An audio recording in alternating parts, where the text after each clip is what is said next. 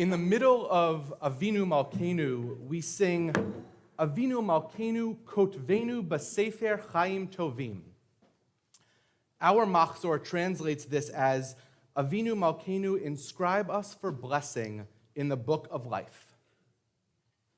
To be honest, I'm not really sure what that is. However, there is another Machzor, another High Holy Day prayer book that offers a different translation that I can relate to a little bit easier.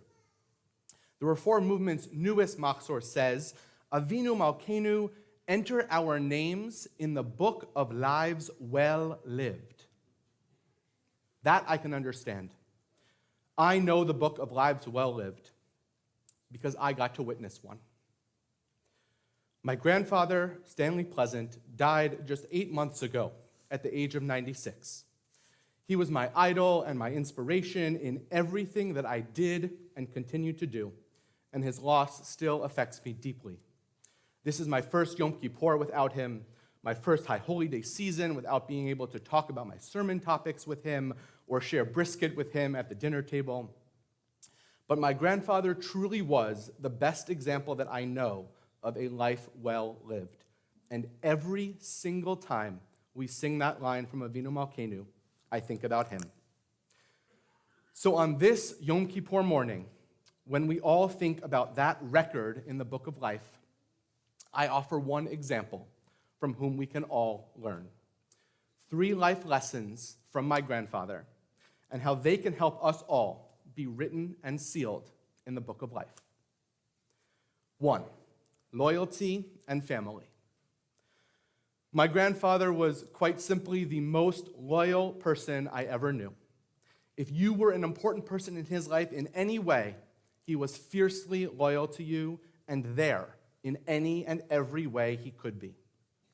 I remember attending a meet and greet event for the son of his law firm partner who was running for local congressional office, agreeing to go with him at a very inconvenient time at an even more inconvenient place in downtown Manhattan.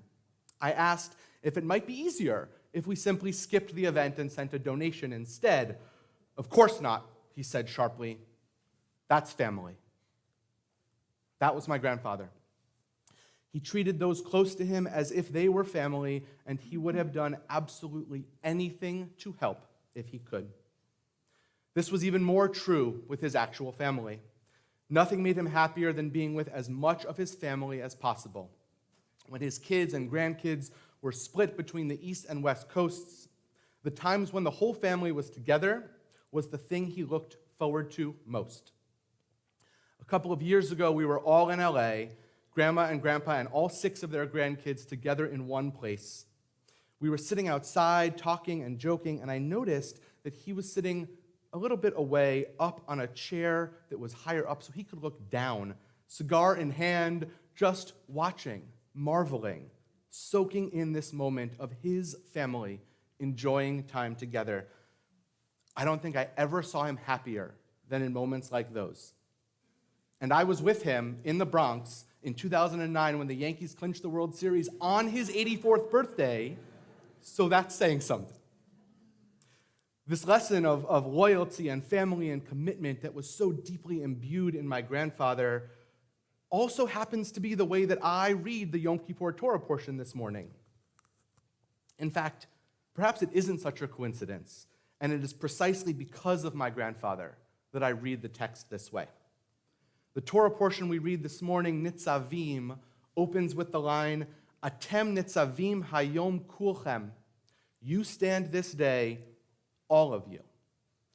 To me, this line is simply about collective responsibility, the need to show that loyalty and desire for family connection that my grandfather cared so deeply about. We have to take care of one another. The text continues with Moses listing the members of the community, placing no hierarchical value on any one position over another, rather listing each member of the community as one of equal importance and equal responsibility. From the wood chopper to the water drawer, every member of that community was part of that family. The Torah text later makes this explicit when God says that the covenant God entered with all of those Israelites was, quote, not with you alone. Our commitment and covenant with God is something that will endure for generations in the future. The deep sense of loyalty and commitment to family are values that were ingrained deep in my grandfather, echoed by Moses in this morning's Torah portion, and are key values to creating a life well lived. 2, justice. As a career lawyer, my grandpa Stan had a deep sense of justice. While helping my grandparents clean out their house after they decided to downsize a few years ago, I discovered that my grandfather graduated from Columbia not only with a law degree, but with a master's in international affairs as well. I was shocked that there was something this significant about my grandfather that I had no idea about. So I took a break from building boxes to ask him about the degree and what had led to his pursuing it. He explained that it was a direct result of what he had seen overseas. Memorizing the eye chart in order to enlist in the army on his 18th birthday, he spent time in France and Germany during World War II. After being wounded in combat, he stayed on to help with some of the cleanup efforts in occupied Germany. However, as much as he loved his time in the service and remained deeply, deeply patriotic his entire life, he told me he saw things that quite simply didn't sit well with him. Bribes, handouts, repossession, or illegal confiscation of property committed by folks on all sides of this conflict. Even amidst the complexities of post-war Europe, simple, small injustices weren't something that he could just look past. His career as a lawyer varied in the types of law he practiced, but he always led the pro bono arm of whatever firm he worked at. He believed and then lived the belief that it is our obligation to work to make our world more just. This obligation is echoed by the prophet Isaiah, whose famous words we will also hear this morning. Isaiah looked at the injustices he saw in his life and urged us all not to hide in the piety and false absolution of simply fasting. The real fast God desires, Isaiah tells us, is to set free those who are oppressed, to feed those who are hungry, to clothe those who are naked. In our world, to strive, as my grandfather did, to create a world that is a little more just and a little more equal each and every day. 3, hope. I stood outside in the tent last year and spoke to you all about hope and its power in the world. But if there were ever a person who epitomized the ideal and value of hope, it was Stanley Pleasant. Toward the end of his life, everything that he had worked for decades to achieve was stolen from him. It was an immense betrayal and significant personal loss. It was the kind of event that elicited emotion from my grandmother and mother in ways that I had never seen before. But my grandfather never allowed the situation to alter his character or the way that he acted in the world. Grandpa remained ever the optimist, finding ways to see the good in every person and every situation, even willing it into being when he needed to. He lived his life genuinely finding light and love, humor and hope in whatever situation befell him. Grandpa truly showed me that while optimism is a belief, hope is an action. Grandpa believed that things would get better, that goodness and righteousness would win in the end. The last act of his legal career saw him as a family lawyer, essentially pioneering the practice of mediation in family law and divorce cases in the state of New York.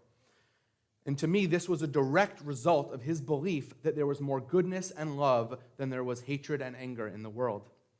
But his belief alone wasn't enough. He not only saw the good in everyone, but he actively brought out the good in everyone and would work to make manifest that belief into reality.